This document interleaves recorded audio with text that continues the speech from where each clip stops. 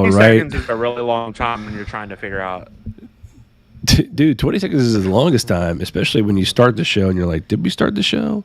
And then you look down at your your audio and you're like, is my audio muted? As everybody who's ever listened to this show knows, the past like 6 episodes It's in a row, always muted. it's always muted. Well, this time it's a little bit different. For one reason, I sound nasally, not because I've been drinking, but because I'm a little bit sick this week. But guess what? As usual, this week is also always brought to you by Tough Wraps. Go ahead and go to toughwraps.com. Use that code joystick at checkout to get 10% off your gear, all your apparel, all your supplements. Go to toughwraps.com today. Stay tough. But back to the point, I sound like trash. I sound like trash. I look great because this camera, the light, all of that stuff. Maybe I put some makeup on. You don't know. You're not here. But this week, I'm going to ask politely my partner in crime, Dominic, to lead the show. But before I do, I want to introduce our special guest, Chris Short. I failed to actually really create a great, like, small bio. Usually it's like, hey, special guest, I am a blah, blah, blah, blah, blah, blah, blah.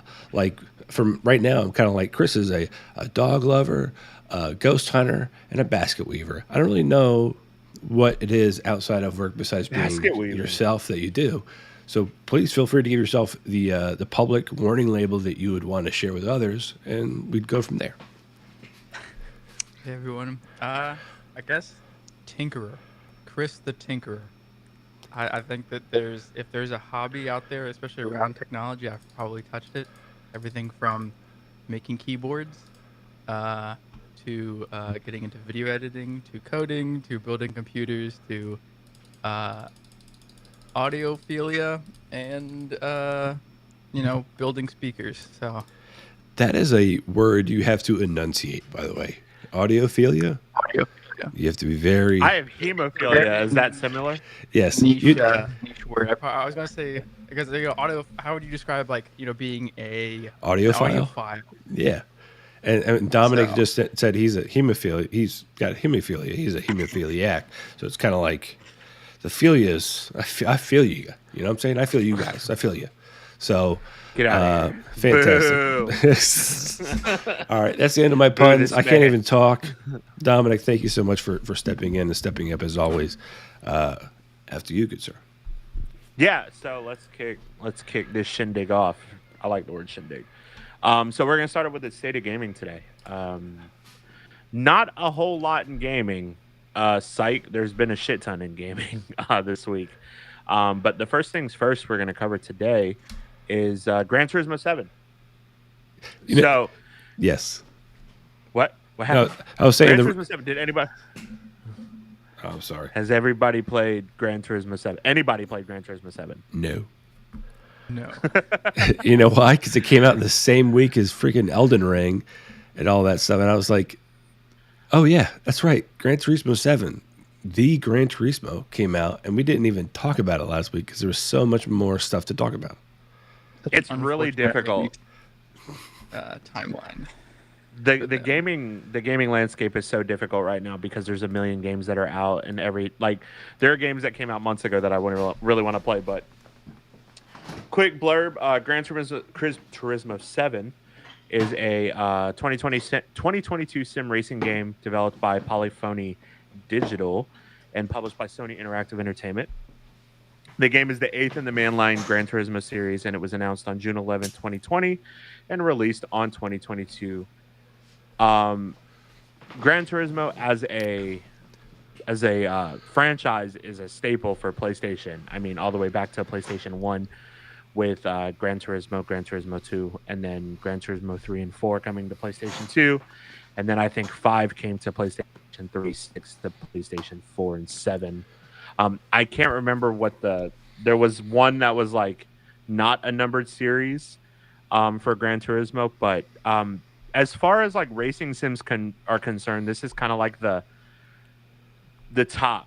It's always been the competitor. Not competitor. Forza has always been the competitor to this because Gran Turismo came before Forza. But Forza kind of went into a different direction with Forza Horizon and did like the whole arcade sim racer thing, which I think right now is kind of like where my headspace is at. as far as racing sims go, this has always been a beautiful game that has kind of been grounded in reality. Any of you played any Gran Turismo? I'm interested to hear. Special guest first. I have not been much of a PlayStationer myself. I was Team PC and Xbox. I definitely agree with your statements of like Forza though. Like I was like Forza 4 and 3 were definitely like I think the best two, and then just pretty much just like with Horizons and Horizon 2 coming out, it just kind of like I have no interest in more Need for Speedy games. I think Need for Speed takes that slice of the pie, and so. But I mean, Need for Speed hasn't been good since Underground 1 and Underground 2, though. That's fair. Like real talk. I enjoy their revamped, like Most Wanted was my big one back when I was young. Yeah. And so like the revamped Most Wanted was pretty cool. But beyond that, I played that game solely because like the nostalgia of like just the naming scheme. You know, I played Most Wanted. Yeah. But then after that, that's the only one I've played since, and the only one that I've played probably 10 years prior. I can tell you the last. I remember time the cover to played... Most Wanted. Oh, nice. What was on the cover M3? It was an M3. It was like a tricked out BMW M3. Green, blue, That's sick. M3, and you race it in the first mission, and then you lose or it breaks down or something, and you just taken away, and you fight your way back up the levels. What were you gonna say, Ernie? No, I was gonna say that I can tell you the last time I actually played a Gran Turismo game, it was my PlayStation 2. It was Gran Turismo 2, and it was when I realized that if you wanted to get a very quick, fancy car, all you had to do was the 500 laps course, and which was a big circle. Right, yeah. And I just took my controller and just put it upside down. I just laid it on my bed, and because of the angle of the way the joystick was turned, it was always riding the wall. And I just taped down the gas button, and it went all 500 miles. I ended up with a Corvette, and I went ripping shitties through a bunch of rally courses with it. Yeah, it was a great day. It was like, oh man, I totally enjoy this for about an hour and a half, 2 hours, and then I was like, yeah, this feels like I cheated. Now I no longer want to play this. Like it was no longer like hard. I remember back when I was younger, in my youthful days. Your Utes. My Utes. I played Gran Turismo 4 a whole fucking lot because that was like kind of like where it the rally physics got into it, and like I was really into like JDM and like fucking Initial D shit, Japanese cars and all that, and I had a like Mitsubishi Evolution 4 that I would do like these rally races with, and then like I know that James Brown was in the soundtrack because I remember like I can't even remember the song now, but I know James Brown was on it. But yeah, I mean Gran Turismo is dope. I ever since Forza came out, I thought it looked better than Gran Turismo. I thought the physics were better in Forza than Gran Turismo, but this is getting rave reviews. Like what I said, I think I said it last week when we had this show. Like I was listening to Kind of Funny Games, and they were like, IGN is going to give 3 10s out this year to games. They've given out 2, but like they've given out like 6 different fucking 9s, and this is one of them, which is insane. Like they gave out a 9 to this game, they gave out a 10 to Batman, they gave out a 10 to Elden Ring, which we'll talk about at the end of the show because my whole stance on that game has changed this week. And they gave out a 9 to Dying Light and a 9 to Horizon Forbidden West. And I'm like, there are too many fucking games to play right now. I think they gave it a 9 to Pokemon Arceus or an 8, and that's another one that I want to play. But this looks really cool. I'm excited. I hope we get a little bit of a break for game releases. Over the next like couple months, because like I have shit to catch up on. I can't just keep playing Destiny 2 The Witch Queen, which is all I've been playing for weeks until this week. I'm sure you just heard the entire internet just boo you. Boo this man. We want more games now. All the games. Give me the games. I make the comment every couple of weeks with us where we kind of like get overloaded with even just stuff to watch. Like videos take time and attention, right? Like you can't keep up with games, let alone keep up with all the TV and movies that come out. So I totally know what you mean. Like there was, regardless of where you slip in a game like Gran Turismo or Elden Ring or whatever, somebody's gonna win. And if it's a good enough game, it takes time to play through it, and then you enjoy it. If not to repeat it, then to at least continue through the campaign. And if you if you have to, like you got to miss out on some. Like there's going to be It's a loss. unfortunate. There's going to be casualties of this like attention war, and it sounds like Gran Turismo might be one of them. I probably will not play this. I just won't. I there are too many other games that have my full on attention right now that I really, really like. And to your point about watching shit, like fucking IGN gave the Adam Project a 9, and I'm like, well, I didn't want to fucking watch that. Now I want to watch it because now everybody's saying it's really good. But I watched the Batman, and the Batman was incredible. So too much stuff, not enough time. And speaking of too much stuff, there's even more stuff that got announced yesterday. Yes, sir. State of play. Yep. Sony State of Play. So they did a 20-minute State of Play focused mostly on Japanese developers. Did either of you watch this? Oh, Chris, you said you're not a Sony guy. You're a PC guy. I mean, aside from like the recent stuff with them talking about like what they've done with God of War and what was the other Forbidden or Horizon Zero Dawn, like because they came into PC. That's the aspect that I'm kind of like watching it from. Like I really want Bloodborne.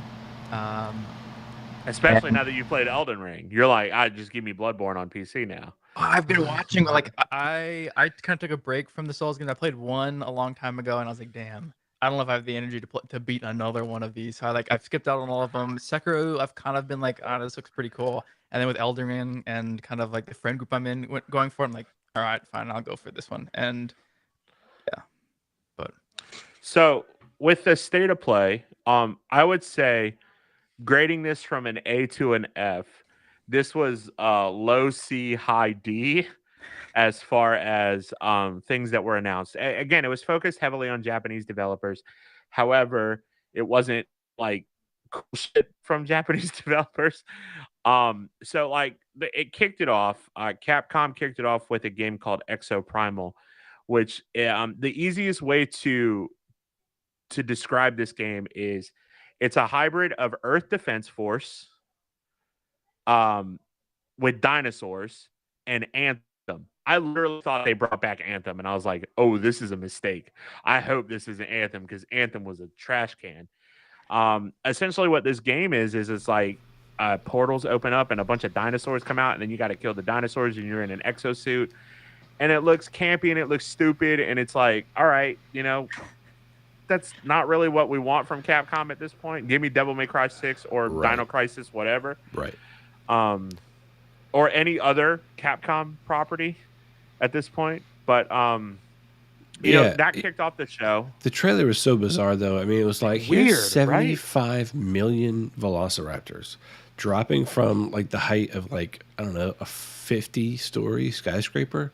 They're not no just variety of dinosaur either. Yeah, they're all the same dinosaur. Same breed, right? And it's just like, how are they not all splatting to the ground? Like, that much weight, gravity still works in the same way, I'm assuming. So they must have mooshed. I love that that's your problem with this. Well, yeah. Your problem with this is the gravity aspect of it. Not the fact that it's an exosuit and it's like fucking... Yeah. We've waived... dinosaurs falling out. We have waived, all normalcy as far as the universe they're in, but I'm assuming that universe still obeys the laws of physics, okay? And until you tell me otherwise, I'm gonna have some gripes. But I digress. I don't want to stop us on each one of these about my complaints. Right. So I'm gonna go through a couple of ones and then circle back to some that sound pretty cool. So the show, I'm gonna bookend it. So the show ended with 2 Square Enix games, the Diofield Chronicle, which everybody wished was Final Fantasy Tactics, and then Valkyrie Elysium, which looks like another hack and slash game done by Platinum Games, but it's done by Square Enix. Additionally, Returnal, which is that roguelike game that came out last year, is getting a free update called Ascension, which adds co-op in another mode. There's also Battle Through Hell and Back, uh, in Trek to Yomi. This looks fucking sweet. So this is like the game that I was like, okay, this looks really cool because it looks like Ghost of Tsushima, but it's like in that Akira Toriyama style samurai where it's all black and white and film grain, and then it's side scrolling, which looks really cool. You also have Gundam Evolution, which we talked about in a show a couple of months ago, which is that Overwatch style Gundam game. That's coming to PS5 and PS4 in 2022.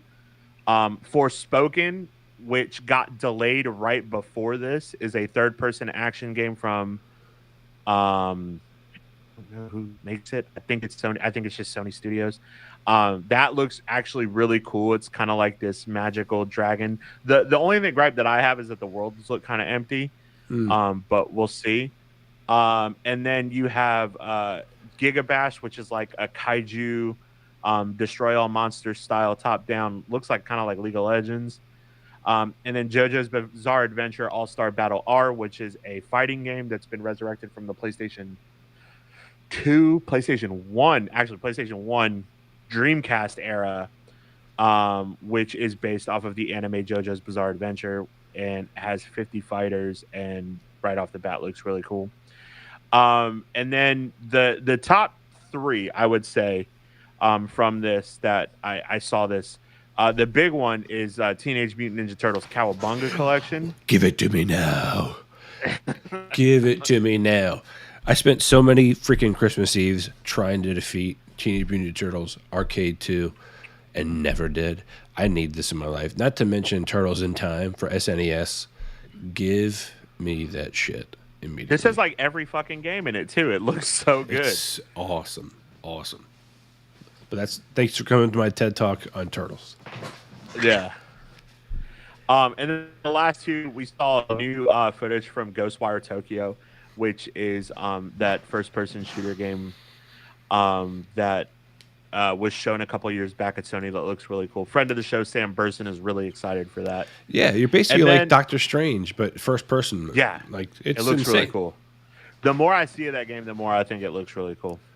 And then lastly, and I want to talk about this a little bit because this is really cool because we're talking about Elden Ring at the end of the show, and we talked about Soulsborne games. Mm-hmm. And this is in the same vein, and this is this comes out on March 18th, and it's Final Fantasy Origin Strangers in Paradise, which is a third-person action game similar into the vein of Neo and Neo 2, done by Square. That is kind of like apparently the origin story to Final Fantasy.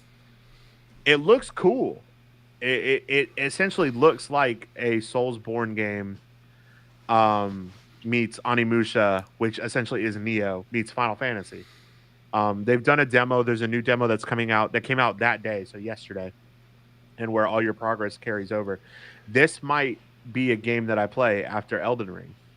See, that's pretty cool, though. I think most demo games, you sit there and you work through it, you punch through it, and then the full version comes out, and you're like, damn it, I got to start over. Sometimes it's a gift, not a curse, right? You're like, okay, I can not make the same mistakes I did the first time. I can bypass all this bullshit side quest thing that I did for the first 48 hours, and I'm still upset about. But like, I like that you can still carry that momentum because that's just good user experience, right? Like if you're going through something, you feel like you've got that train has left that station, you're ready to get to the other side. And then, boom, guess what? You wake up, that train was moving. It was all a dream. You got to start over again, buy that ticket, get on board, put your luggage in and you're like, fuck this. I don't want to do that at all. Keep my luggage. I don't care. Just get me back to where I was. I love the user experience conversation. I mean, it's no secret that all three of us on this come from software engineering, software development, software consulting, UI, UX, product owner, product manager, essentially everything technology side. And UI UX is such an important part of a product. And we're going to talk about it in Elden Ring because there's a lot of interesting UI UX. That is my biggest question is like what sucks and what doesn't. Because everybody's... I'm really excited to talk about it. I don't know how anybody's like jaw doesn't hurt for how much fellatio they're giving this game online. Like, I Bro, just need to know. I can't wait to talk about it. What? Because like I said, I sucks. turned corner. Okay. So that was the state of play. It was very lukewarm. I think we're gonna get another one here pretty soon, probably midsummer around Summer Games Fest, where we see things like God of War Ragnarok, where we see Guerrilla Games hopefully do something with Horizon Forbidden West. I would also love to see Sly Cooper possibly come back. What is Naughty Dog working on, especially with The Last of Us 2 and The Last of Us TV show coming back? So these aren't. I thought the state of play was like a yearly thing that they came out with and just kind of projected things that would take place throughout the year. No, so they do it a couple of times. So are you familiar with Nintendo Directs? Yes. It's very similar to that. Yeah. It's essentially Sony's version where they do it a couple of times a year. Sometimes they focus on indies. Sometimes they focus on Japanese developers. Mhm. This was the one that focused on Japanese developers. It's not their AAA thing. And before we move on to the next one, I something that did come out today is that Gamescom is going in person this year.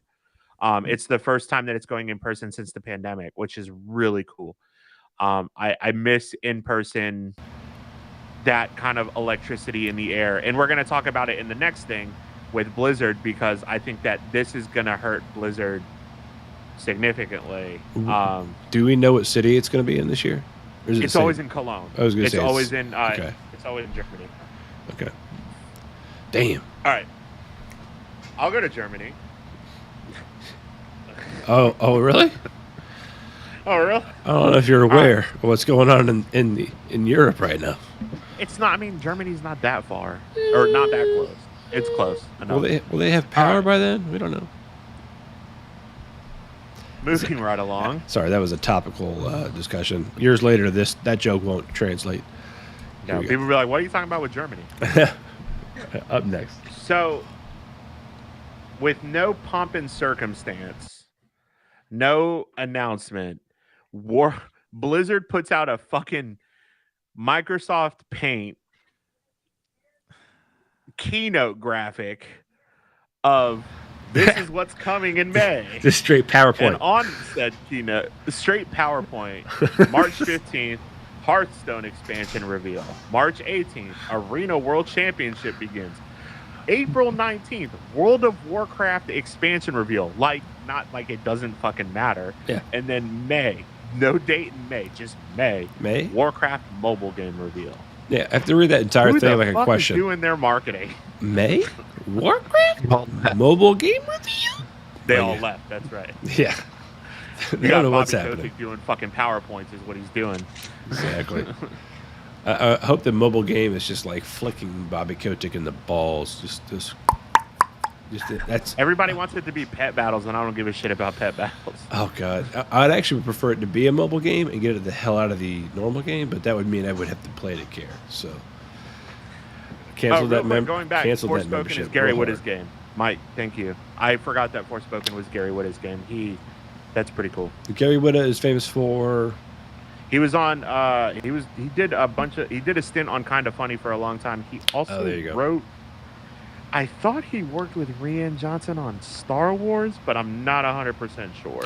That's not a positive thing in my book. I'm sorry. It's just not. Shut up. It's not. No, It's we're not. going to talk about Star Wars. We're going to talk It's about not- Star it's Wars not very a soon. positive I don't want to talk about. Lego Okay, so Star what'd you say? Lego Star Wars next month. I think the 5th. Yeah, that's gonna be fucking awesome too. Again, another game where Ashley and I is like, yeah, we're gonna play this together. That's awesome. Been postponed for over a year. Chris, you said you And wanted the- to be on the April 5th episode to talk about Lego Star Wars? That's crazy. Oh man, I don't think there's any way I'm gonna beat Elden before then. So that's This is gonna be a game time decision when that game comes out. What am I gonna do? What gets my attention? We should have a whole segment called Game Time Decision, where like, which one do you pick? And we just go left and right, like hot or not. Oh, do I play Elden Ring or Lego Star Wars? Back and forth, back and forth. Or Destiny 2, the Witch Queen, Season of the Risen. Yes, sir. Remind me after So- our next topic to say something about Henry Cavill because he is now a central part of the show. A year He later, looks like Vegeta. yes, yes, that's my topic. Yes, Yeah. yes. So, All right, I so digress. with this Warcraft thing, this Blizzard like kind of like timeline of events, nothing's really going to bring me back to Warcraft at this point, unless it's like the dragon aspects come back, and that's what they're kind of teasing. But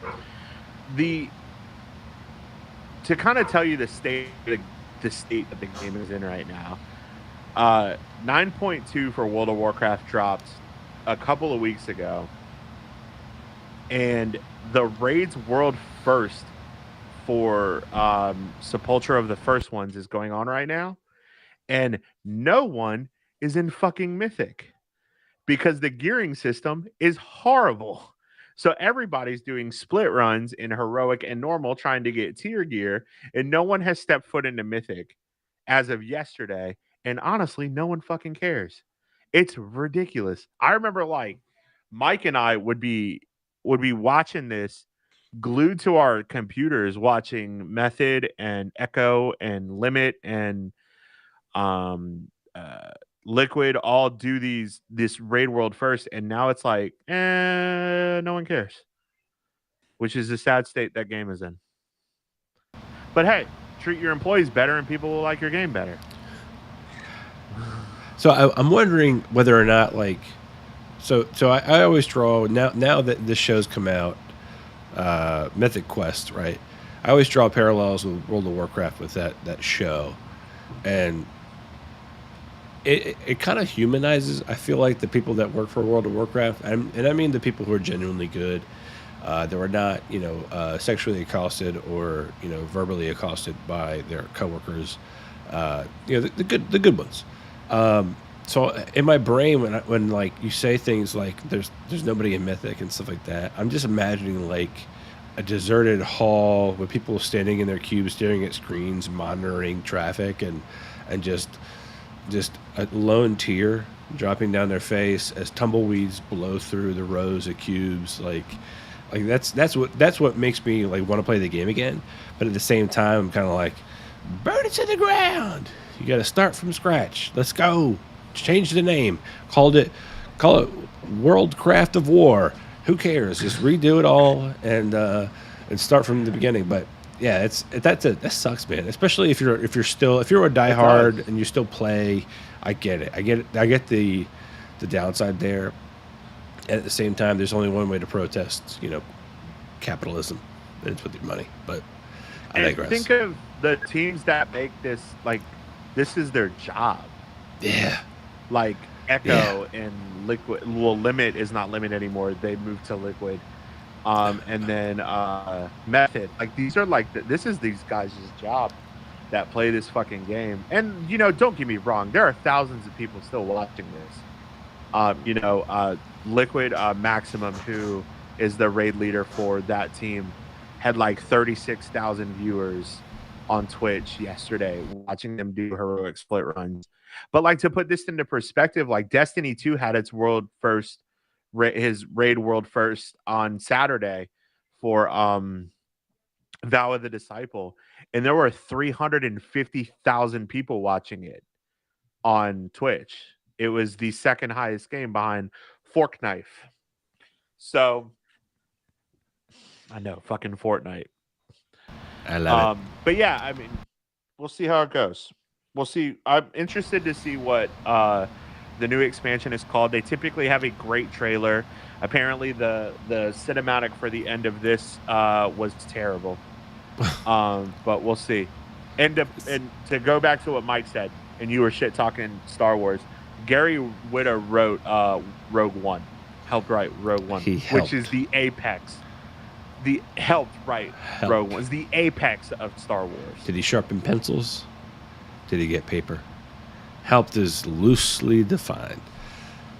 He's a writer. All right, listen. I'm gonna give Gary Whitta the benefit of the doubt because I've never heard of him until today. Although I've probably seen him in many things because I watch the internet most of my waking hours. However, Rian Johnson can still S&D as far as I'm concerned. Not mine. Stay the way. All right. But anybody else? we're gonna do this one real quickly because it doesn't really matter. But Apple had its performance event on Tuesday, where they announced new hardware for the Mac platform, including the reasonably priced M1 Ultra. Not really reasonable. The Mac Studio, which is looking to replace the Mac Mini, the Studio Display, the iPhone SE, the iPad Air 2 2022 M1, a new Magic Keyboard with Touch ID, and then the green iPhone 13 and 13 Pro, which is bullshit because now I want a green iPhone 13 Pro because that shit looks fucking sick. Oh, you missed a good one. That shit looks money because it's green. You get it? Oh, it's so punny. I would definitely want to know Chris's opinion. Chris and I, during our daylight hours, I've heard the word M1 has come up multiple times. So I know we've been chomping at the bit for them to be used in our daily lives. So. The last remaining Unix developers on our teams. Like so many people have flocked away from their MacBooks into Windows world to try to program in our current environment, and I think we have 4 people now. Someone else was just recently brought on, and she requested a MacBook. So nice. There you the go. M1 MacBook platform is insane. Oh, it is utterly game changing. The battery life alone. I mean, I use my computer pretty regularly, and I have the new 14-inch M1. I literally haven't charged it in 3 weeks. The battery lasts forever. Holy shit. The performance is insane. It's snappy. That's what I do this is what I'm actually recording on. And instead of my desktop, which is, I mean, I have a couple of terabytes of solid state drive, a 3900 XT, and a damn 2080 Ti. The M1 literally destroys it when it comes to speed, which is insane because what's your address again? I live in Cambodia, so I'm actually. Please tell me more. I live on a boat. I'm in international waters. There you go. Maritime law. If you rob him, it doesn't matter. But no, the M1. I love the M1 platform. I wish that game developers would develop for this platform because, I mean, the power draw alone, the GPUs, the discrete GPUs, are blowing all of the NVIDIA cards out of the water. Like, and yeah, performance per watt is insane. Yeah, I mean, it's definitely like they're kind of beating a dead horse because it's like they haven't even released the Mac Pro yet. They released the Studio. The Ultra can do 18 streams of 8K footage. Most people aren't even recording in 8K yet. Like, that's like the Mac, the M1 Max already beat the previous gen Intel Mac Pros that were well into the 5 figures. And then you have this Ultra, or this M1 Ultra that comes out, stuffed in this, maybe double thick Mac Mini, essentially making like a Mac Mini Pro, and it beats that. Like, where are they gonna go from there? Like, for like who is gonna seriously buy this like M1 Max, or not, what am I saying? This M1 Mac Pro. I mean, if this Studio is already leaps and bounds over what already existed, yeah, and it's maxed out $8,000. I mean, that's a lot of money for a consumer, but for like a small studio, or even I feel like a big studio. I mean, yeah, even for me, studio. Yeah, imagine how much greater this show would be if I had one of those. It would just be identical but crisper. It would be so good. No, to your point though, like to me, it's I love the name, and I'm just such a fanboy of the name, Mac Studio. That sells, man. That sells so hard. I don't care that I can't take it around with me. I'll drag a monitor wherever I go and plug it into a wall and plug this thing in because it weighs clearly like nothing. If you Dom and I know well the weight of a Mac Mini in our hands, if you just double I know that roughly weight, how far we could each throw a Mac Mini based on what we've done previously. I There's for cooling, so like well over half of it is yeah. like a stack is just for cooling. It's literally negative space. Most of it's negative space. It's definitely going to be lopsided weight wise, but like to your point, it's so powerful. It's almost laughable, right? So that to Dom's point, and I think where we're kind of getting is like, why is this not being the quickly adopted medium? Now, granted, I understand it's IP and Apple's developed this new technology and blah blah blah and licensing, and we don't have to get into the thick of that. But damn, I mean, if you're going to drop some money on something, then why not start there? To get into an M1 Max, I mean, like the 16-inch, like 16 gigs of RAM, half a terabyte of storage. So baseline configurations, everything, but you know then you add the M1 Max, the baseline M1 Max for the 16-inch. You're talking $3,100, and for the Mac Studio entry $2,000. I mean, it's not cheap, but it's still not bad. I mean, people compare it to PC prices, and they're like, "You could build a gaming PC for $800." But I'm like, "Yeah, you could build a gaming PC that can play video games kind of for $800." Like, I mean, the 14-inch that I have, I got like the one. I didn't get the Max. It's the Pro. I think it's like the 12-core Pro that has a terabyte of storage and 16 gigs of RAM, and it's literally the fastest computer I've ever had. It's a laptop. It's a 14-inch laptop, and it's faster than anything I've ever used. It is to like doing more intensive tasks. It's like how quickly you can open like a web browser, how quickly you can open up every application at once. You've ever you've ever gone into your applications folder and tried to launch every single application, an old one? You're going to be sitting there for a while, and this thing can do it almost simultaneously. It is. It's definitely.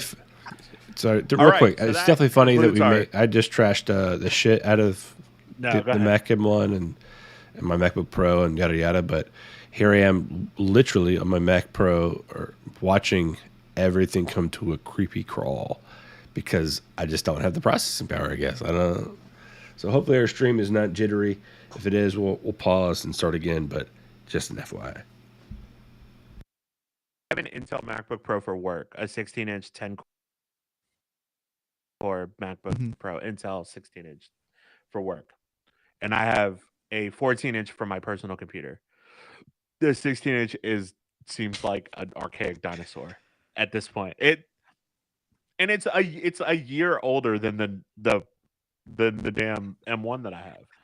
And it seems like an archaic machine because I'm like, it's insane. Now, granted, I use that Intel one mainly for Windows, and Windows as an operating system is just fucking awful.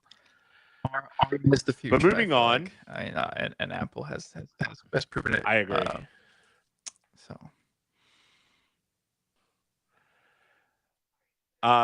Before we get into the next part, which is our coming soon, Mike Matt. Start. Thank you. All right. Looks like we're back. Hopefully. Everybody. Back. I just walked in to find that look upon your face. I should have changed that stupid lock. I should have threw away the key. So now go. Walk out the door. Walk out the door. That song always reminds me of Men in Black. Oh, I think we're okay. I'm seeing it. Is it jittery as hell? Because that's the big problem. It doesn't seem like it. No, it looks pretty smooth.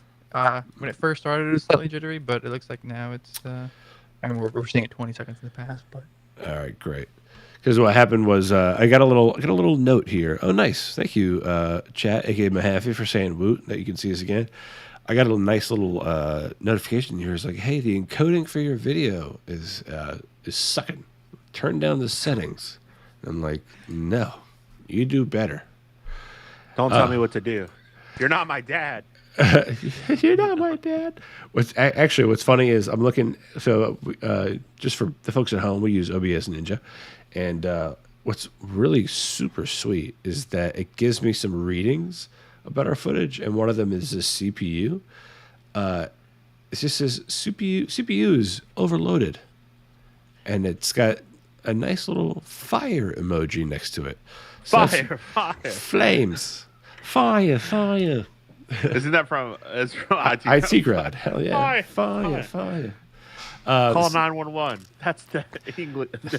That's the American line. 0118999.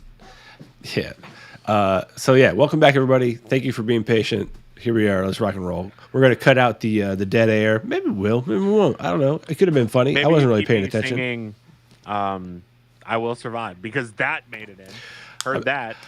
Yeah, let's not get a was it DCMA about that? That'd be great.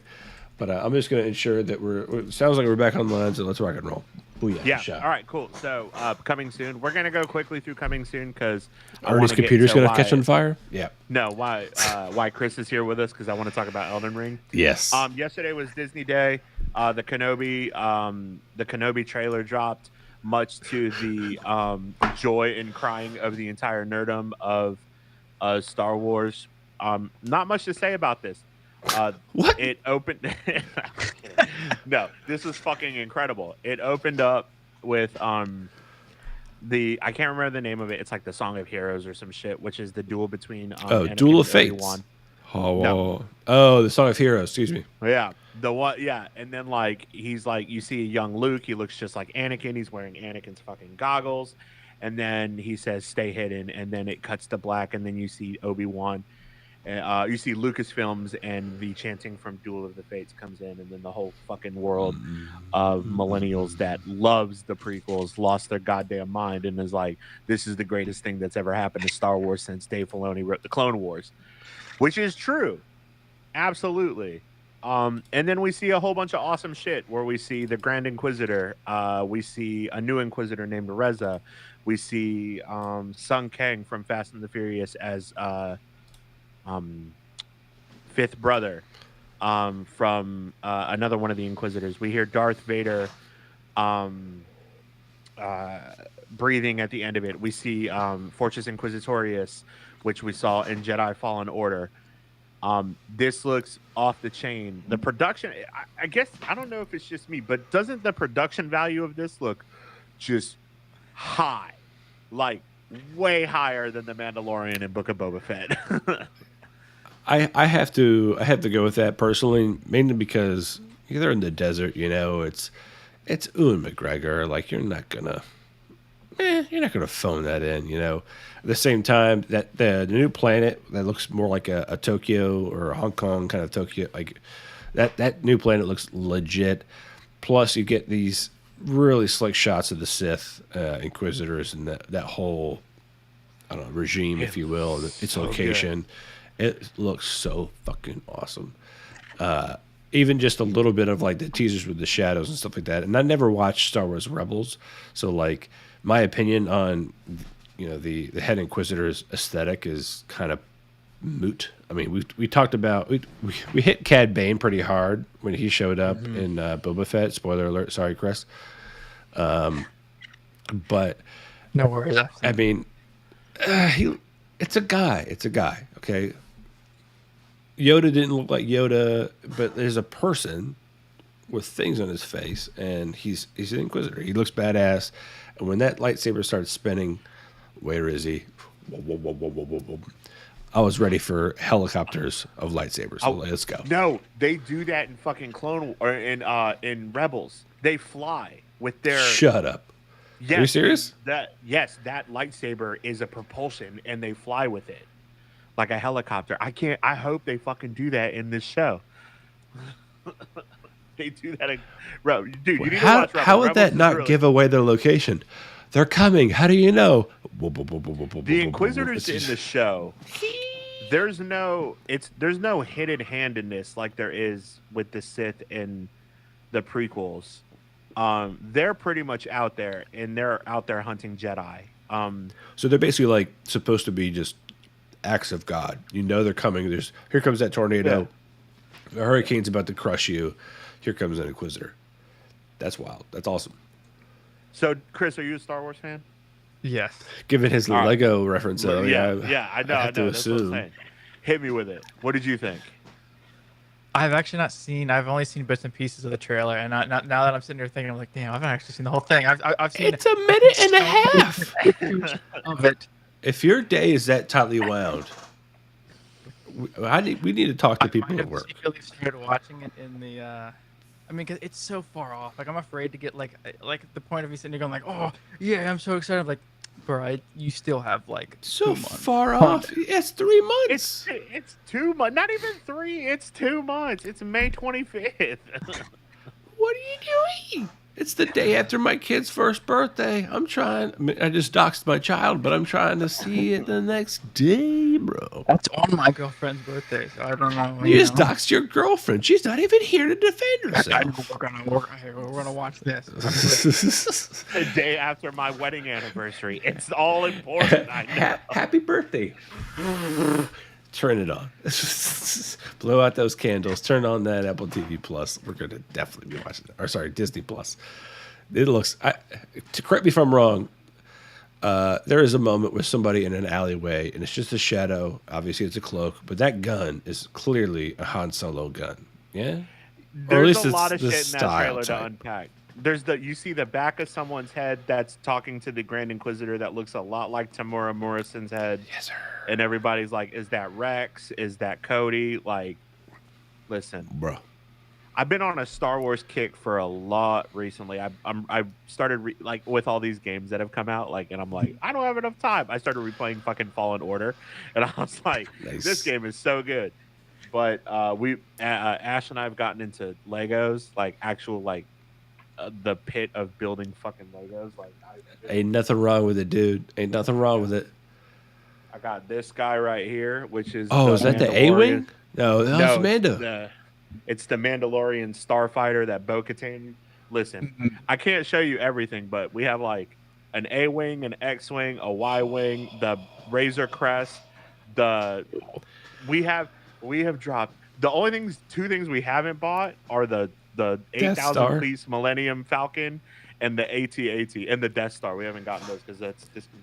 Well, for Christmas, if you haven't gotten your N1 Naboo Starfighter, I got you. Oh, dude, I can't wait for that. But yeah, dude, this looks so effing cool. I think that Star Wars is at its best when Ewan McGregor is in front of my face. So my favorite thing is like a lot of people are definitely chanting, and rightfully so. They're chanting, Ewan McGregor, how he was in 1999, just that cheery-eyed Padawan learner from Qui-Gon Jinn, and then here we are in 2022. You said it best. He aged like fine wine, but we got to call out my guy who plays Uncle Owen Lars.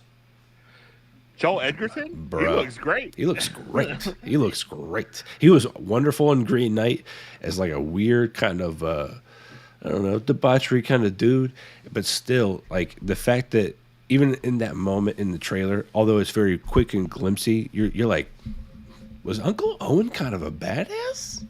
How close did the fucking Inquisitors get to Luke Skywalker? Yeah. Like, come on, dog. You're like, I know they got burnt up, but like, did they put up a pretty dope fight for a while? Like, I really want the Uncle Owen storyline to turn into one of those Uncle Ben storylines where like people pound their chest like, yeah, Uncle O.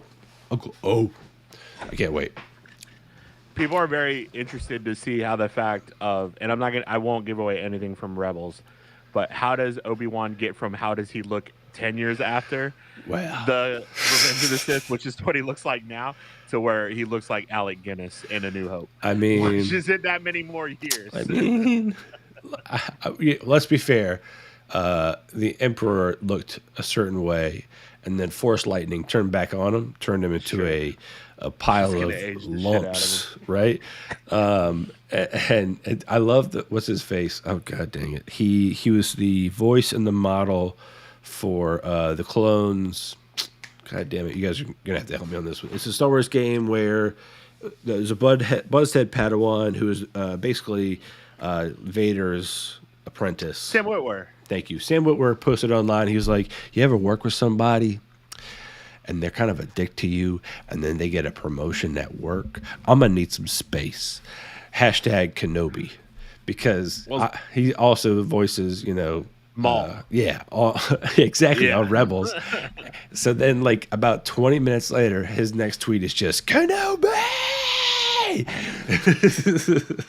So I love the fact that he's jazzed up by it too. So it's great. Yeah. This looks so cool. All right.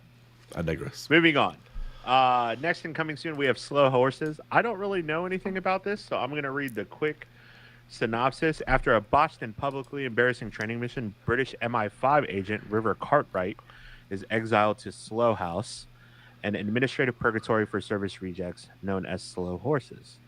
Cartwright and his fellow employees must endure dull, paper-pushing tasks and the miserable boss, Jackson Lamb, who expects them to quit out of boredom and frustration. Sounds like everybody's job these days. Yes, sir. Life in Slough House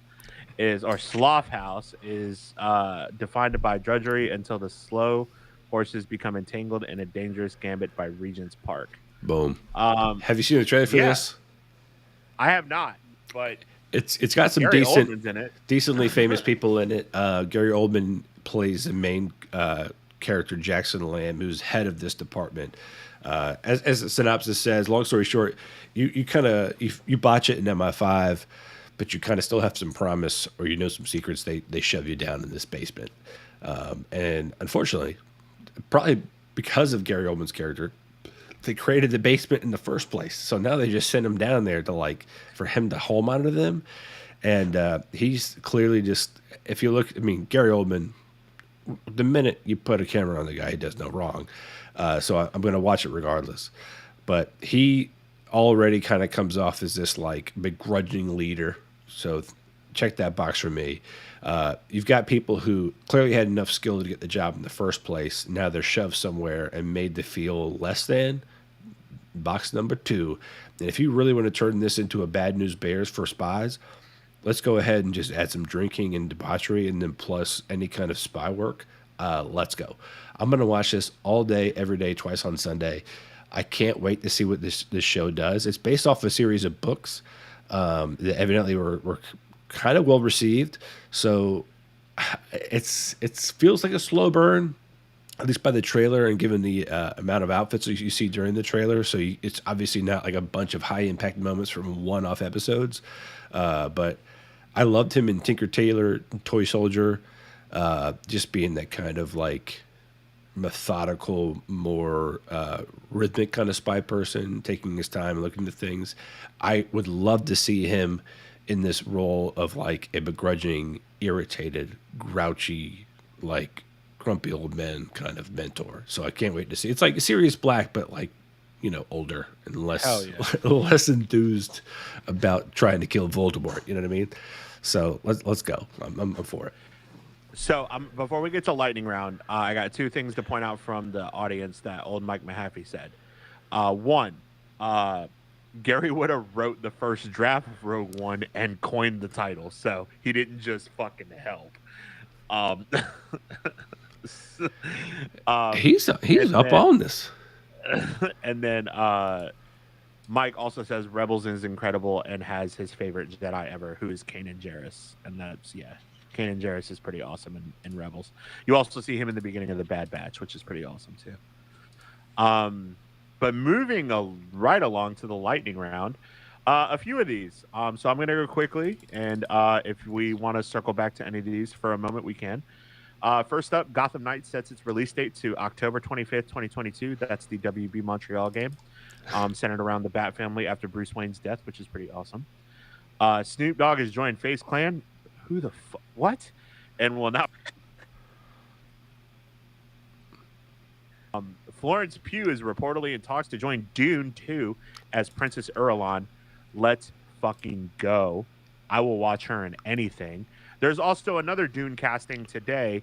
The guy, Austin Butler, who plays Elvis in the new Elvis movie, is cast as the nephew of Baron Harkonnen. Yeah, previously played by Sting, right? Yep.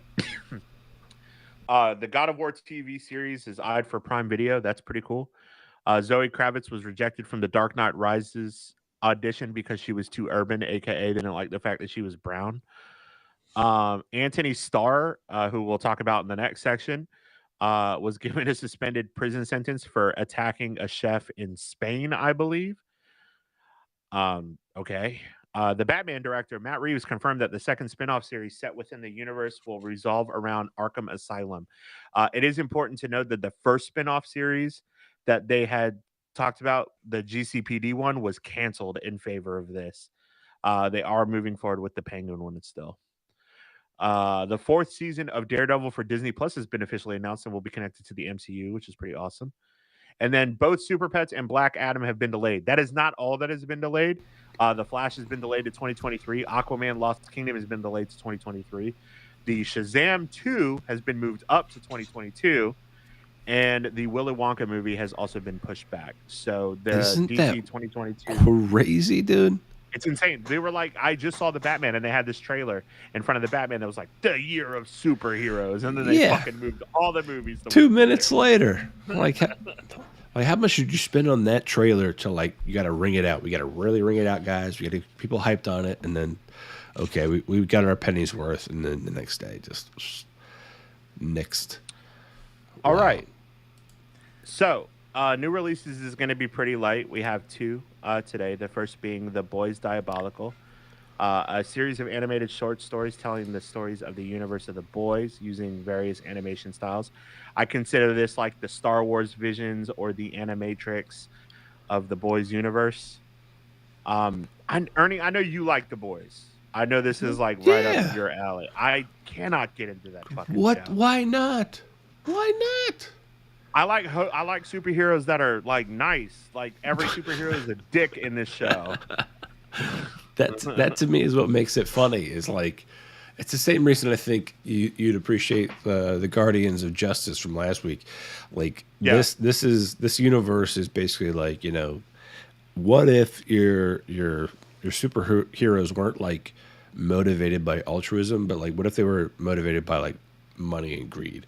Or more specifically with Homelander, what if your superhero was like basically created in a lab and then brought up to be this, you know, showboating TV show host of a superhero, and then behind the scenes he's just a narcissistic monster who could level the planet if he wants. Like that to me is always, you know, that twist on, you know, what we hope would be a positive thing, and then changing it to be like the worst thing on the planet is always great. But this takes the darkness and then twists it even more to be funky. It's like an episode of Rick and Morty every single episode, plus this universe of just terrible, terrible people. It's awesome. I guess that's the same reason why I couldn't get into Invincible. Is like gratuitous violence for the sake of gratuitous violence. In my 30s, I've kind of gotten over it at this point. Like, The Boys to me has the same aesthetic as like Shoot 'Em Up did. That Clive Owen movie with Paul Giamatti back in the day. Don't act like you. I know you saw that movie. And like, I think that got it. Thank you. the acting in The Boys is good. I watched the first season and I think Antony Starr is a sociopath as Homelander, and he turns out that he's kind of a dick in real life too. So that kind of tracks. Which is dang, dude, like come on. Right. Like, you're becoming a household name. You don't want this to be the reason you actually become a household name. Like, what are you doing? I would love to give The Boys another shot. The same thing I would love to give Invincible another shot. Just because I think that given, you know, the time, I would probably thoroughly enjoy it. I just, the opening scene of The fucking Boys is Trainwreck or whatever his fucking name, running through a woman. Blow. And it just explodes her. A-Train. A-Train, running through a woman. He's going so fast he doesn't even see her and just tears through her. Terrible. Yeah. Horrific. It's I mean, it's not, I guess you don't see that, granted, but you do see the effects of it. Right. Exploded all over her boyfriend. But I guess I'm just getting old, Ernie. I guess. no, I mean, I I'm totally just becoming listen. not fun. I totally get it. If a dog gets hurt in a movie, if a kid gets hurt in a movie, I'm out. I will watch a movie if a dog gets hurt in a movie. That's also part of the reason why I don't like this show that much. Is the you okay? All good. Um, the whale scene from the first one, like, and then like the whole thing where the deep can feel what the lobster's feeling as the lobster gets killed, and the like. I don't like shit like that, dude. Like, I'm not a big fan of shit like that. Well, it's way better than like Peacemaker making a joke about Aquaman and fucking fish, and I also never watched that show. the irony being that Aquaman shows up and he's like, I don't have sex with fish, dude. And then Barry Allen's there like, is it a joke though? And he's like, fuck you, Barry. Like, that's Why hilarious. They keep pushing these movies back. That's It's because they keep showing up in other fucking movies and they're not filming their own goddamn movies. Honestly, I'm kind of okay with it. I would much rather have Sure. a cameo from all of like the Justice League and all these random one-off shows than to like for the next 2 years to ever have another movie until we get the second Man of Steel. And I don't know if it's a joke or not. I don't know if you heard about this online or whatever, that Henry Cavill's face is technically owned by Netflix for 2 years because of The Witcher. because of The Witcher, like a small typo in his contract with that. But that's hilarious. And before I move on, because I forgot it coming soon, with Apple's announcement and all this stuff coming up for Apple TV, obviously we all saw Henry Cavill's new haircut. And Chris, if you didn't see it, it's more or less big hair, straight up the sides, and then blocked off on top. And the internet went abuzz with it. My favorite thing is like, what did they do to my boy? From Harry Potter and Cedric Diggory. And it was his hair like that. And all these people are just hammering what he looks like. Dom, you mentioned Vegeta already. Some people were It's got the Vegeta hair. some people were like, he looks like Chet from Weird Science. He looks like, and mine was like, he looks like Steve Martin from My Blue Heaven. The jerk. Yeah, or the No, jerk. My Blue Heaven. Or like, or people like he looks, or like He looks just like Steve Martin from My Blue Heaven. or like Drago from Rocky, like that hair, or Guile from Street Fighter, right? Like it's very it's much, It's dude, very it's so bad. But at the same time, that's probably to the character. There's no reason to do that man dirty like that. Like he's clearly not trying to schmooze somebody in that scene. He's supposed to be hated. And if I'm gonna tell you right now, I'm gonna hate that guy haircut. If you have that haircut, sure. I'm gonna hate that guy. I'm gonna hate that guy haircut. It's terrible, but I digress. Moving right along. So the last new release that we have is from, which is another one that I'm still kind of cool on, but I need to watch it. In a nightmarish town in Middle America that traps everyone who enters, unwilling residents fight to stay alive and search for a way out, but they are plagued by the threats of the surrounding forest, including terrifying nocturnal creatures. That is the most vague description of this show. Yeah, that's pretty much fucking. That's. I feel like what Twin Peaks could be described as that. Right. Right. Something's killing the children. Is that premise? This show even what's the one with Scott? Is it not? It's not Scott Kahn. Not Quantum Leap. I can't think of Scott Bakula? Eureka. It's like that. It's like it's a town that keeps everybody. Exactly. So this show's kind of funky because when you first watch it, long story short, the show takes place in this town. The show's called From, and this is my own personal thought on why it's called this. When you enter the town, you can't leave it. And the way you enter the town is you get off on an exit. You're in your car. You leave some exit somewhere. Doesn't matter where. It could be anywhere. It could be Florida, California, Idaho. It doesn't matter. You get off on an exit. You happen to be in the wrong place at the wrong time. You run across this tree in the middle of the road. You get out. You check the tree or whatever. Crows amass around the tree, and then you can say, "Okay, can't go this way. We'll back it up. We'll go back to the highway." And then we'll get off the road. Well, as you back up and you get back towards the highway, You're like, man, the highway was super closer than it was. Huh? Did I miss it? Did we double back somehow? And then you find yourself on this infinite loop that loops through this town and back into the woods, and then back again through this town and back into the woods. You're stuck. You're never getting out, basically. Not only that, but because nobody from this town is actually from the town, they're all from somewhere else, thus the name From. And they mentioned nocturnal animals.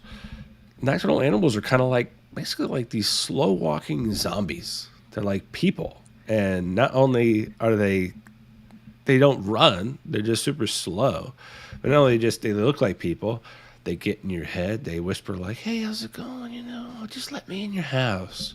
Let me talk to you a little bit. The whole town is under the knowledge that these things exist. When they try to get to you, they turn into these crazy, ferocious creatures. Long fingers suddenly come out, huge needle-like teeth.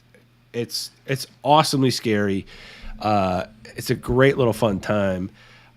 That is literally the basis of the story. Everybody else's angle, how long they've been in the town. The town itself is clearly built in the 50s. And people show up with cell phones. So it's been happening for a while. So you don't know why you're there. You don't know if you're dead or alive. You don't know anything. Like I'm 5 episodes in, which is what all the episodes they've aired so far, and I still have 0 answers, and it's awesome. That's and awesome. I'm thrilled. I'm thrilled to finally be like, I can guess what it is. I'm probably going to be wrong, and it's been a while since I've been that confused. So, if you got the time, check it out. Bunch of familiar faces, bunch of new ones.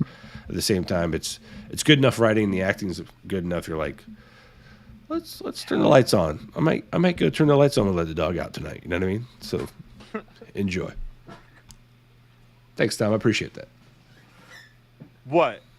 Just letting my nasally voice and self kind of me.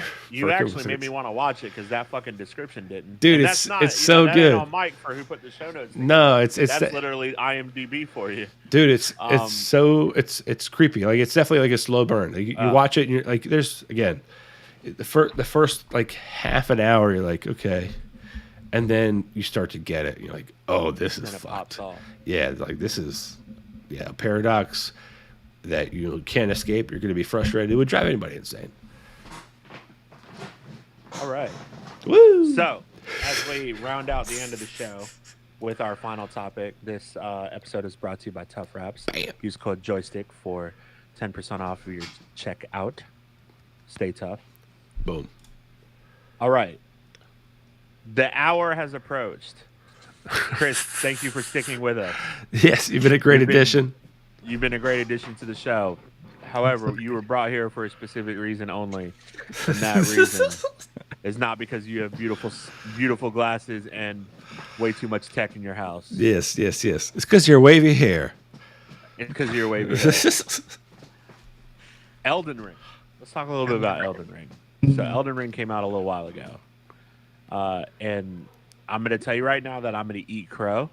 Because I talked a lot of shit about this game on the last few episodes. Because I'm like, it's just another From Software game. I fucking can't stand it. The user experience is terrible. They don't give you any fucking guidance. And until this week, I still thought that. Because I was like, and Mike will tell you, I was like, what the fuck am I supposed to do? I get killed right in the beginning, which I know is part of the game. Death is part of the game so that you can do all that bullshit. And then, like, he's like, nah, go to the graves. And then, like, once you touch the graves, there's, like, a little fucking, like, light thingy that shows you where you need to go. So follow that. So then I follow that, and I get fucking car ramrodded right up the damn butthole by a big fucking giant thing with a big-ass cleaver. And I'm like, what am I supposed to do here? And then there's a dude riding a horse right in the middle of the fucking beginning area that you can't go fucking fight because he's 35 levels above you. And then Mike hit me with the try this little build video out, and I spent fucking the last 15 hours of my life fucking playing this game, and I'm like, oh, it clicked. Once you start getting shit, it just clicks with you, and you're like, man, this game is fucking awesome. But that's my experience. Talk to me, Chris. It's very interesting. Like, have you played any of the Souls games Pride. I played Demon Souls when it came out on PS3 Okay. religiously, and now it's Sekiro. Those are the only two Souls So games you've that been in this longer than I have, I guess. Or 'cause apparently. I've only played the first Dark Souls prior to this, but I've watched enough gameplay of the rest of the ones, and my high school friend group is pretty devout to the Souls games. So I definitely think it's super interesting hearing that, because like I definitely was super confused right off the bat, like, and that was alleviated pretty quickly with playing this like at the same time other like friends were playing it, and like so they were kind of like, no, you needed to do this, like, so I could see where if you're playing by yourself, you've not played, you're a little fresh to the Souls games, you're like, fuck, what where do I go, what do I do? Like it wasn't super clear that that little tiny gold wisp is where you're supposed to go. Yeah, It's like, what is right. that map? Why is there a stain, a little gold like streak right next to that? Yeah. Um, but I don't know. So I'm interested to hear what your newfound enthusiasm is, because I definitely think that this has a different, like, a much different flavor than the rest of the ones, at least. And it's interesting just how much like attention it's gotten from non-Souls fans. well, so humor me real quick. Just kind of giving a dialogue, like 2 minute diatribe of what's the point in the first, I don't know, say 3 hours, the storyline of that. Okay, you wake up, well, you're naked, you don't have any weapons, you don't have a shield, whatever. Like, how does it kick off? And then why do you think there's so much confusion up front? And why do you think that user experience You is can so do anything. is so You shit? can go anywhere. If you take a starting item, you can fight a boss super early, much earlier than you should. It's very, like, there's a lot of freedom, and So you basically wake up as if you were inebriated and you had a roofie the night before that wiped your entire you life kinda out, and you're wander just around, like, all of a sudden you're faced with this like boss that you're not supposed to beat. If you do, you get like special weapons, and I think you end up, like, I don't remember how you transition. I don't know if you like pass out. I've never beaten it. I just know that I've heard that you can, and that you get good loot from it, but I don't know what actually happens. Some of you transition to, like, you end up, I don't think this is spoilers because it's literally like the first 10 minutes of the Right. game. You end up you go for it. in like this cavern, and there's a dude there, and he's like, go down there, and there's this big hole, and you're like, I don't know. So you can wander out, or you can go back, and it turns out if you go down the hole, it's like the tutorial, and there's not a lot of guidance, but weirdly at the same time, I feel like I can say this is the most approachable Souls game, It is. which is a weird duality. The fact that, like, you have no clue what you're doing, I think you do need some guidance, but in terms of, like, this is the first Souls game that had it, or Souls-like game that had a jump, aside from Sekiro, which I feel like is kind of an outlier, but like jumps didn't exist. The fact that, like, I forget all the time that you can dodge things by jumping, because that didn't exist before. But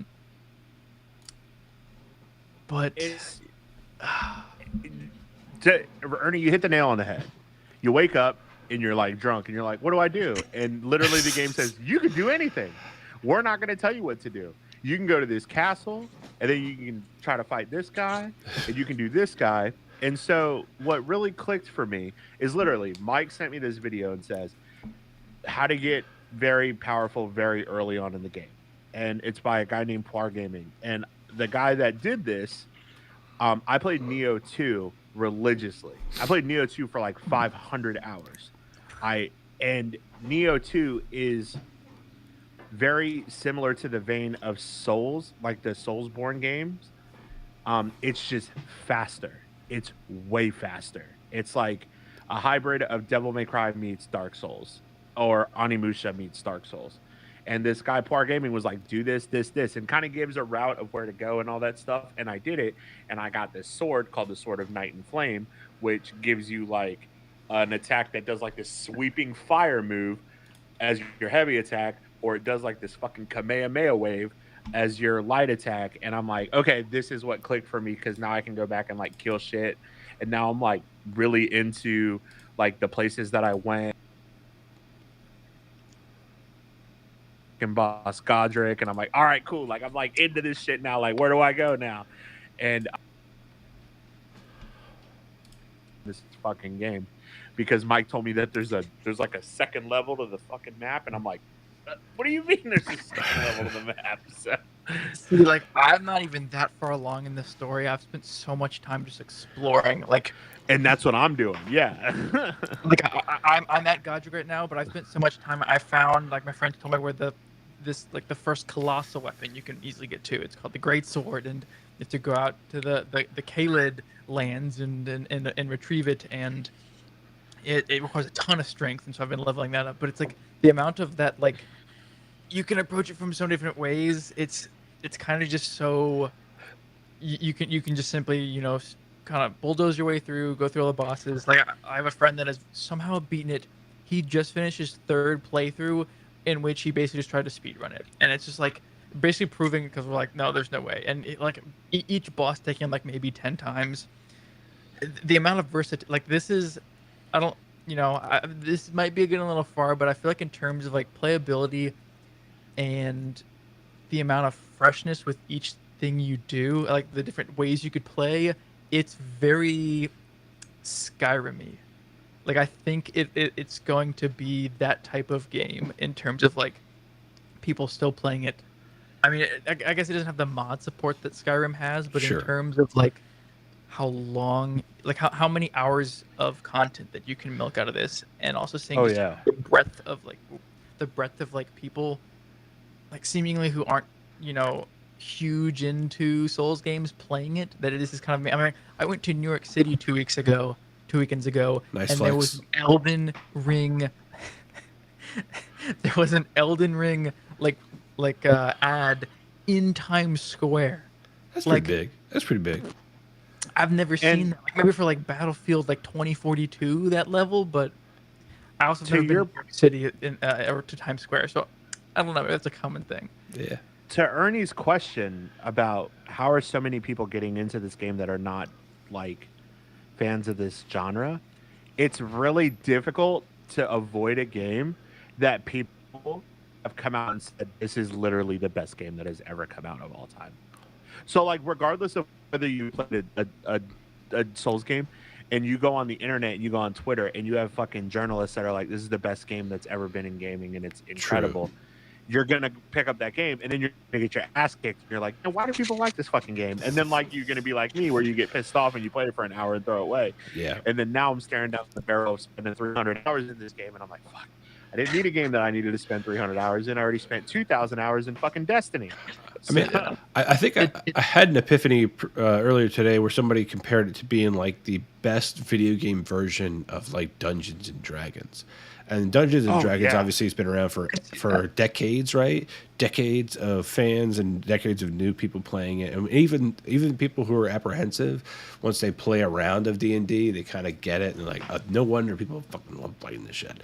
But like, this feels kind of like that in a contagious gaming experience, kind of. Slowly feeds you dopamine. Yeah, exactly.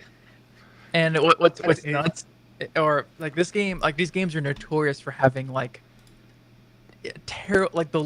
not terrible lore. The lore is really good. It's just given to you in like really like the worst weird, way.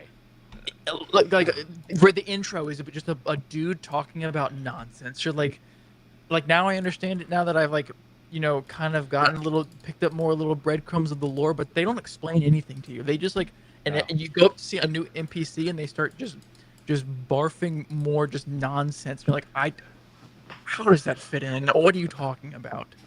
Why is Godric grafting? What is he grafting? Who's Godric? What is grafting? Right. Yeah, what do you mean by grafting? Literally, it's literally sewing body parts onto his body, and it's like, yeah, it's insane. And that's Miyazaki. That's Miyazaki. Frankensteining is part of this game. Yes, Frankenstein. He's the second absolutely main boss that you fight. Yep, he's the second main boss that you fight, and yeah, he's literally And George R.R. Martin, again, you also put George R.R. Martin's name on something right now, and like even with all the controversy behind the fact that the Game of Thrones ending sucked, and like I could tell you right now, like I see where George R.R. Martin like had influence in this game at specific parts, but I know that this is still a Miyazaki game, and it's just like it has that horror element in it, but it's also just fantastical where you're fighting. Like I was literally like exploring an area Skyrim by having like a dragon that's fucking like 400 feet tall just fly in and just fuck my shit up, and I'm like, what just happened? Why you gotta do me like that? Yeah. You could turn around a corner and like when you first enter, like this is a castle you have to go in, and there are these like really I don't know what you like NPCs that are like they're so easy to fight. They look like these really like Slenderman, like old people. They're so easy to fight. But then like towards the end, when you're about to like leave the caverns of this dungeon, you turn a corner and one just comes up and backstabs you. And depending on like how much armor you're having, it can kill you. And it's like, yeah. But it's so fun. The game is so fun. And like what you were saying about Dungeons and Dragons, you're 100% right. You can play that game however you want to play it. Chris was talking about he's doing the strength build where he's going to have this great sword and do that. I'm playing an intellect and faith build where I'm going to be like a sorcerer, but also a battle mage that uses a sword. You can do all of that shit. You're trying to build Gandalf, right? That's what I'm doing. Oh yeah, are you kidding me? I'll show you I'll send you a video clip of the attack, and it's like Harry Potter and the Half-Blood Prince. No, the Half-Blood Prince where they're in the cave and Dumbledore does the fire thing. Oh, nice. Air. It's just like that. It looks just like that, and I'm like, yeah, this is fucking. I definitely saw a Chamber of Secrets. Let's whip out a basilisk out of the ground that suddenly just spits cosmic fire all over everybody and just decimated somebody earlier today. Yeah, it's so fucking cool. I've got some serious FOMO. I guess there's like a tree sentinel that's kind of a bitch that everybody's complaining the guy about. I was talking about. It's the first guy you see after dying the first time. Like you wake up and you're like in this cavern, and then you go out, and that's what's really cool, because like the Dark Souls game, the Demon Souls game, when you wake up after that first death, you're still in like a dungeon, and then you go out, and then it's still dreary, and it's still like, and even in Bloodborne, it was just like that too. When you open the doors for the first time, the world is bright and it's massive and it's beautiful, and you're like, okay, this is like Breath of the Wild. Right. Much less depressing than much less yeah.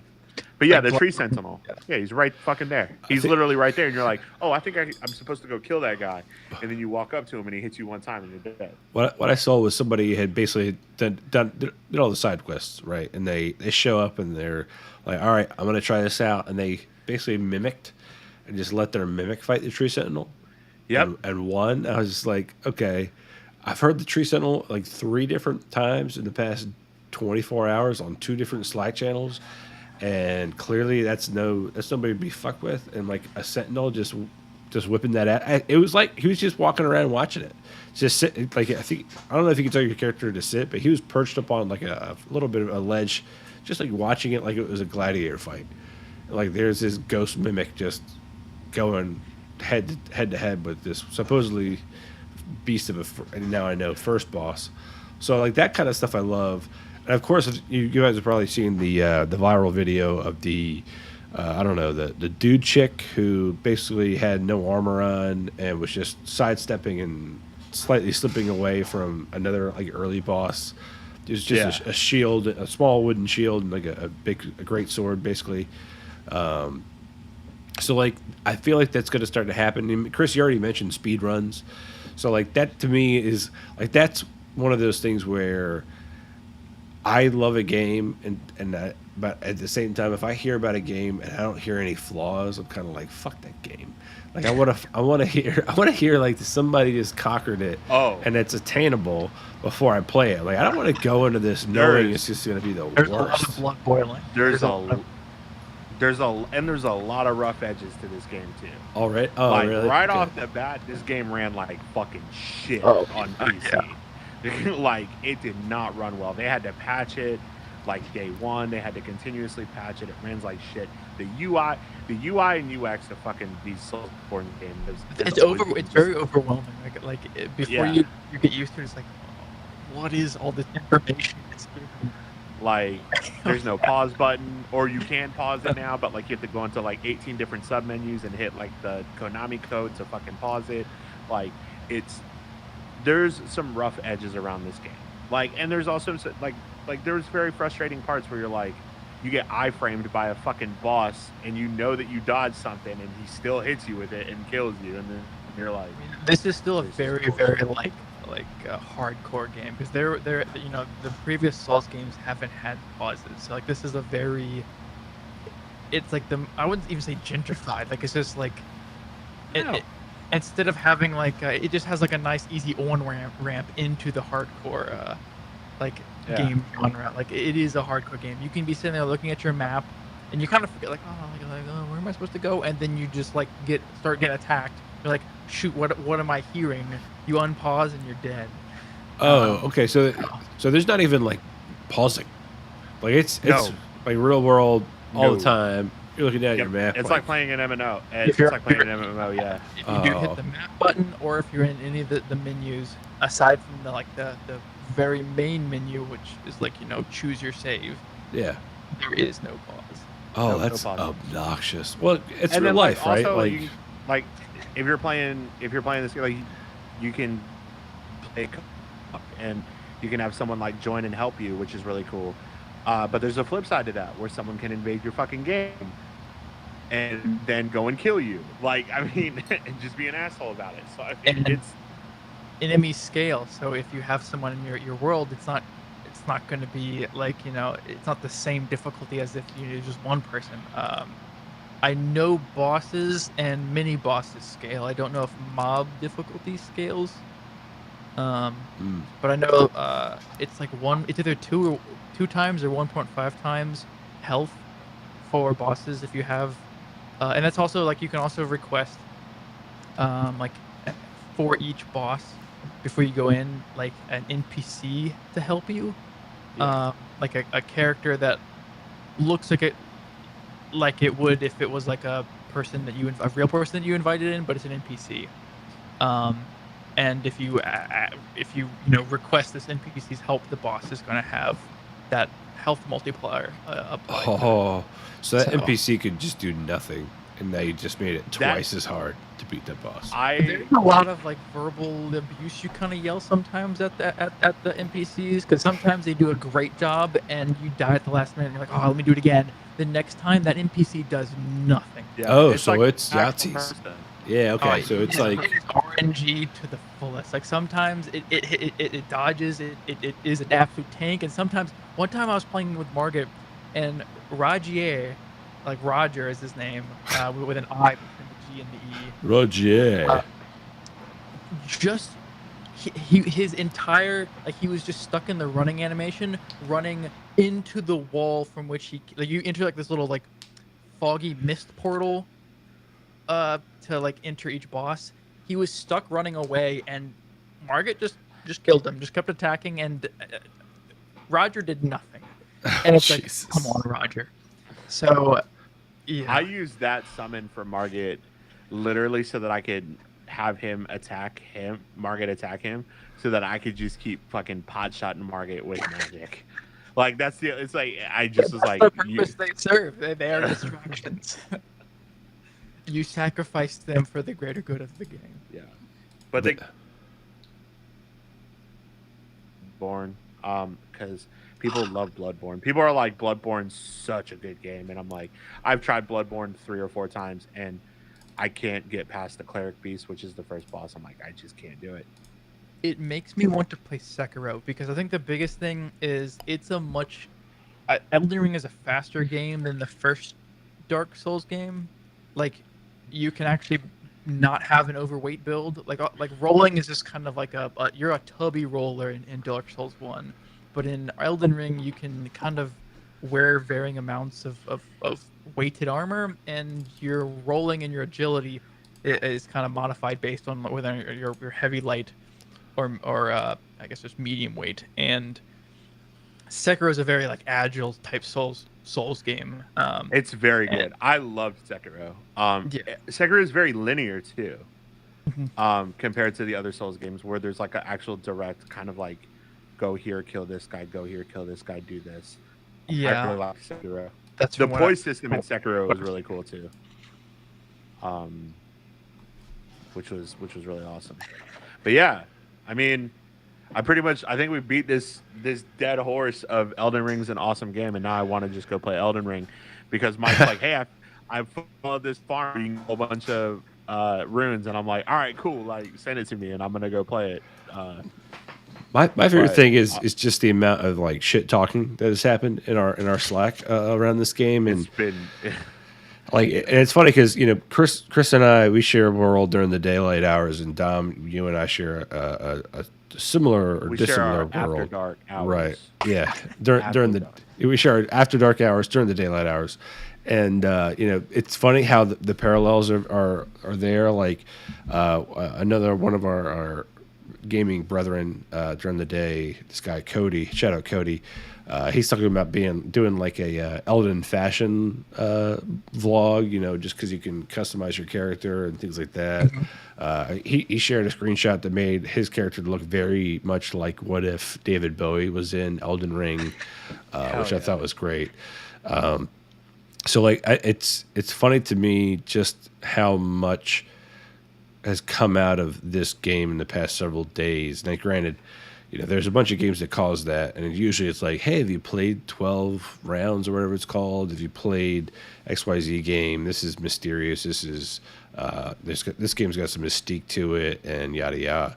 But like this is kind of every day is like, hey, everybody beat that tree sentinel yet? Or hey, everybody found that great sword? Like that kind of dialogue, or like where you trickle out these little bits of like. It's almost you try like to find community and the feats that yeah. And people like each person has but they're conscious.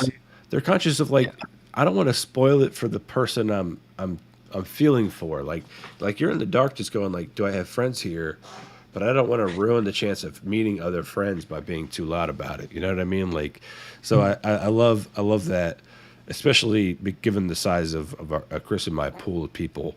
But no, but at the same time, I do love the intimacy that our little side channel that Chris, you're now a part of, has, with just bitching up a storm when you can, when you need to, and also the combative camaraderie that I call it.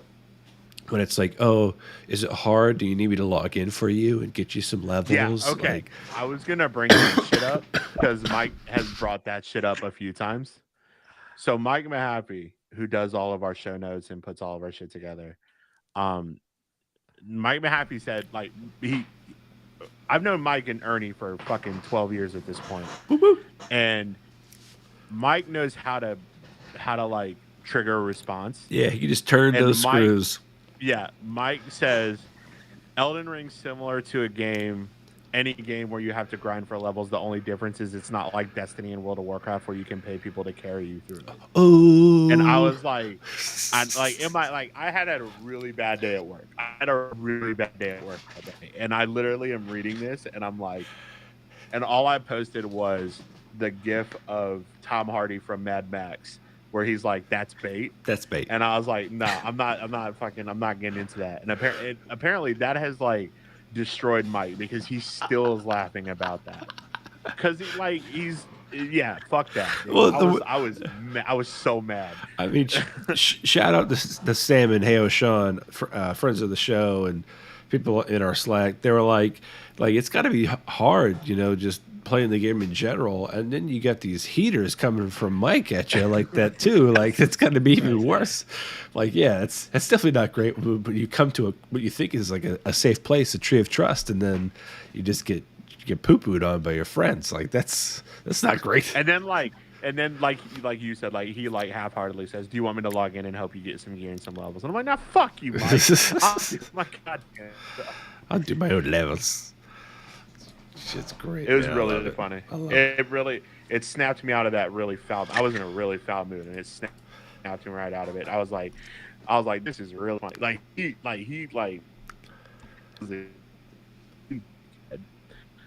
and now we're kind of going back and forth. But we're like now there's the competition.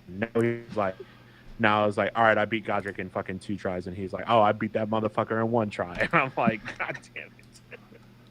But that pushes us forward, and that's what makes this show so great, is that little bit of friction. And again, I appreciate you, Chris, for joining us tonight. Dom, thank you for hosting. was an honor to be on. Thank you for inviting me. Yeah, thank you. I've been talking about this so much in our You're daily playing on lives. PC? He finally heard it. He's finally here. You see the format? It's fun. You know, there's people just jib jabbing. I forgot that. Are you playing on PC, Chris? Yes. All right, fuck. I'm gonna have to buy Elden Ring on PC. There you All right, go. cool. Look at that. I didn't even know it's not cross-platform. It's not. I play it on One of the Xbox. few I have games, it. like, I feel like that's not now like a requirement in 2022, Yeah. especially with 2021 being like the year of cross-platform. I know 2020 or maybe the start of that, but yeah. I didn't mean to cut you off, Ernie. You were closing stuff. I just wanted to know what he was playing on. Awesome. So, Dom, you want to wind us down? Yeah. No, but Chris, thank you for coming on. You said you were kind of talking. Do you do Twitch? Like, do you have something to plug while you're here? Hit us up. I've streamed, I think twice. It's in the single digits. I wanted to get into like coding tutorials, but I just kind of the amount of effort needed to like continuously be able to spit out content like on a regular basis was a bit overwhelming to realize like, wow, this is a lot of work to get this rolling. So at the moment I'm not on the Twitches, I'm not on the YouTubes. Well, you can be on here whenever you feel like. There you go. We appreciated having you. Thank you all for joining. Thank you all for watching. Catch us on YouTube at Joystick Maverick, and catch us on Twitter, and catch us on Instagram. As always, I am your host, Dom Irvin. I am joined by my boy, Ernie Hawkins, and we are joined today by our main man, Chris. So thank you. Have a great night, everyone. Thanks, guys. See ya.